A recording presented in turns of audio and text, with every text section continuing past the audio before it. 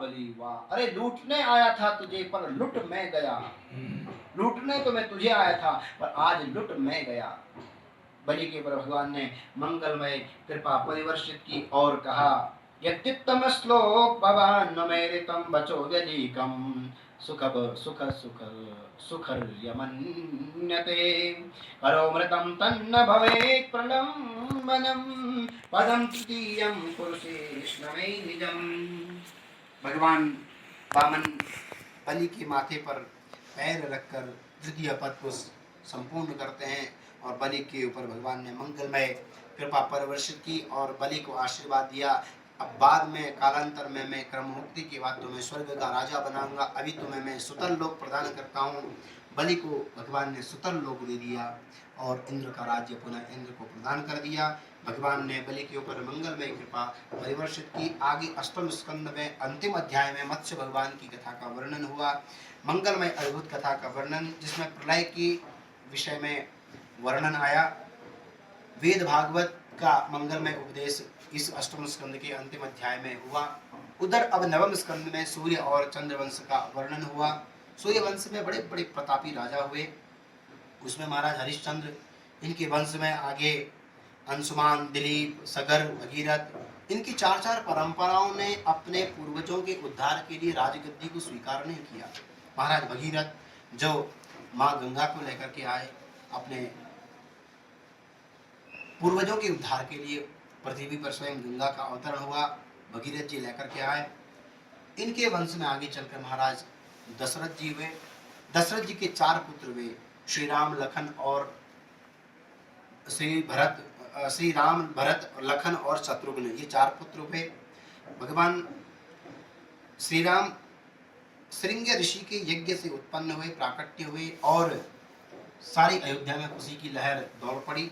इतने में श्री राम 12 वर्ष के हुए, विश्वामित्र जी दशरथ जी के पास आ पहुंचे और श्री राम जी को लेकर के गए, अपने यज्ञ की रक्षा कराई। वही समय ताड़का नाम की राक्षसी आ गई, ताड़का का भगवान श्री राम ने उद्धार किया। मारीच और सुभाव को, वो ये दो असुर आए, सुभाव का तो उद्धार किया, मारीच को हल्का सा बाण मारकर लंका में भेज दिया। ऐसा जो है आगे चल करके अहिल्या गौतम जी से मुलाकात हुई, अहिल्या जी के भगवान श्री राम की मंगलमय कृपा परिवर्षित हुई। आज विश्वामित्र जी को जनक जी का बुलावा आया। जनक जी श्री राम लखन लाल को लेकर जनकपुरी जा रहे हैं और जनक जी विश्वामित्र का अद्भुत स्वागत सत्कार करते हैं, परंतु श्री राम को नहीं देखते हैं, कौन है क्या है नहीं जानते हैं। लेकिन ये बात शतानंद को, यानी कि जो जनक जी के गुरु जी हैं, गौतम और अहिल्या के पुत्र हैं शतानंद, इन्हें ये बात पसंद नहीं आई कि मेरे शिष्य जनक के द्वारा श्री राम का अपमान हो रहा है।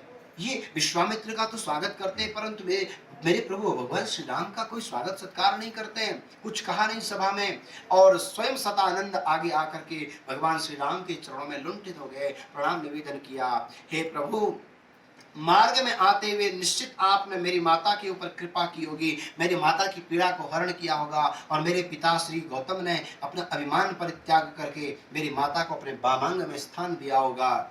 जब जनक ने ये देखा कि ये तो मेरे गुरु की पीड़ा को हरण करने वाले हैं, स्वयं जनक आगे आगे उनका स्वागत सत्कार अभिवादन किया।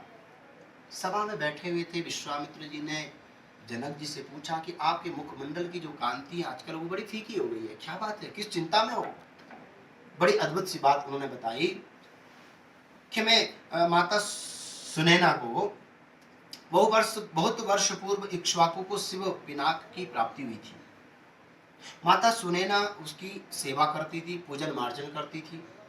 एक दिन माता सुनैना ऋतुमती हुई तो इस समय में माता मेरी पुत्री जो सीता है उसे पूजा करने का सौभाग्य प्राप्त हुआ, परंतु वे उसके पूजन मार्जन से प्रसन्न ना हुई। उसने एक हाथ में उस धनुष को उठा लिया और उसका पूजन मार्जन किया। जिस धनुष को उठाने के लिए 10-10 हजार बड़े उद्भट योद्धाओं की जरूरत पड़ती थी, आज मेरी पुत्री ने एक हाथ में उसे उठाया और मैंने